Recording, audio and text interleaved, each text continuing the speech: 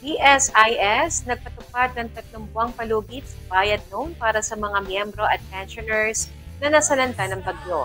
Magpapatupad ang 3 buwang palugit o grace period sa pagbabayad ng emergency loan ang Government Service Insurance System o GSIS para sa lahat ng miyembro at pensioner na naapektuhan ng mga nagdaang bagyo, kabilang na po ang bagyong Tino at Super Typhoon Yuan. Ang hakbang na ito ay tugon sa deklarasyon ni Pangulong Ferdinand Bongbong Marcos Jr. ng State of Calamity sa buong bansa upang mapabilis ang pagbangon ng mga lugar na labis na naapektuhan ng kalamidad. Ayon sa GSIS, layunin ng programa na mapagaan ang pinansyal na pasanin ng mga apektadong miyembro at pensioner habang unti-unting bumabangon mula sa pinsalang dulot ng bagyo. Sa loob ng 3 buwang palugit, hindi muna sisingilin ang loan payments upang mabigyan ng pagkakataon ng mga benepisyaryo na makarecover at makapagsimulang muli. Sa panig naman ng GSIS Cabanatuan City Branch, sinabi ni Branch Manager Maria Liberty C. Abanilla na malaking tulong ang programang ito sa mga empleyado ng pamahalaan at pensioner sa rehiyon na labis na naapektuhan ng mga nagdaang bagyo. Ito pong emergency loan na ito ay nationwide na. Masyadong malawak po ang naging pinsala ng Tino. Tapos kasunod pa si Uwan na, di ba, halos buong bansa ay apektado.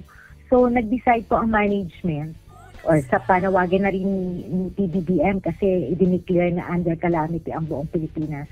So yun po, lahat po pwedeng mag-avail. Lahat ng members and pensioners. Dagpa ni Abanilla, hindi kailangang magpakita ng ebidensya ng pinsala gaya ng binahang bahay o nasirang ari-arian upang makapag-apply sa emergency loan. Ngunit may mga partikular na requirement na kailangang isumite ng mga kawani ng gobyerno. So, hindi po kailangan ng katibayan na binaha o napinsala, hindi po ganun. So lahat, available po yung loan sa lahat po ng miyembro at pensionado.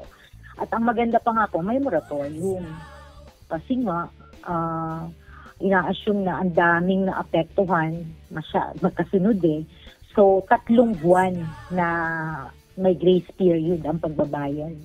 Dahil ang approving po lies on the AAO, di ba? The Agency Authorized Officer ng isang agency. So, sila po ang nag-a-approve. Sila po yung may mga requirements. Dapat, syempre, unang-una, kaya pang bayaran ng net take-home pay. Dapat kasi ang net take-home pay, 5,000 after deducting all loans. So, according to GAAP po yun eh. Meron pong sinusunod na ganun ang mga AAO. And syempre, hindi ka naka-leave without pay at the time of loan application.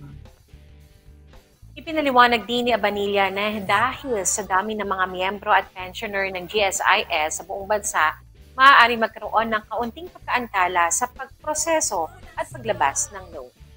Medyo tahingi ng konting pasensya dahil hindi siguro ganun kabilis sa kagaya ng ibang loan dati.